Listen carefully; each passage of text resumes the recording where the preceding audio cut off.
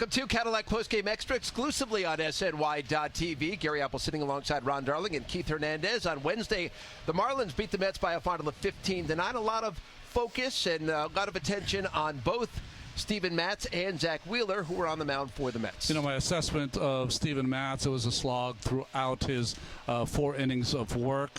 He just didn't have it today and things to work on. For Zach Wheeler, a little different experience. His first 2 innings were very sharp and ended up giving up 4 runs in that final inning. So between them, 9 runs of the 15 given up by those 2 talented pitchers, so more to work on. I think just fastball command. I think I gave up a curveball, hit on a curveball to Dendecker. Other than that, I think they're all on the fastball, and like I said, they were just up in the zone. So my changeup's been great. I've been really happy with the progress that's made this spring, just fastball command, and that's really what spring training's about. So I'm going to keep hammering away at that. I haven't been to 50 pitches in a long time, so throwing that hard with that many pitches is a plus. They hit some good pitches also, so. I did leave the ball up a few times. Even though it's not a relief role, because we gave him plenty of time to warm up, it's still different.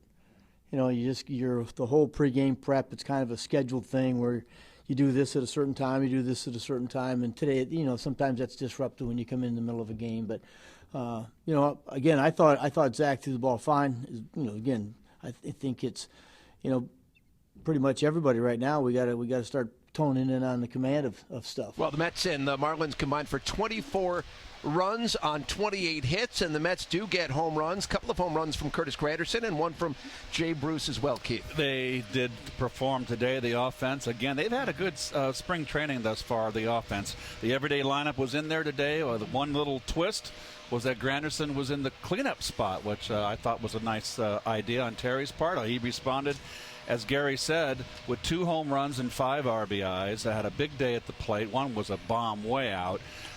Jay Bruce, of course, very important that Jay Bruce gets it going for the Mets. He had a solo home run today. And Neil Walker had 2 RBI double. Mets had 12 hits come up. As a team, they're running on all cylinders right now offensively. I think if you went down there and talked to them, they'd want to start the season right now.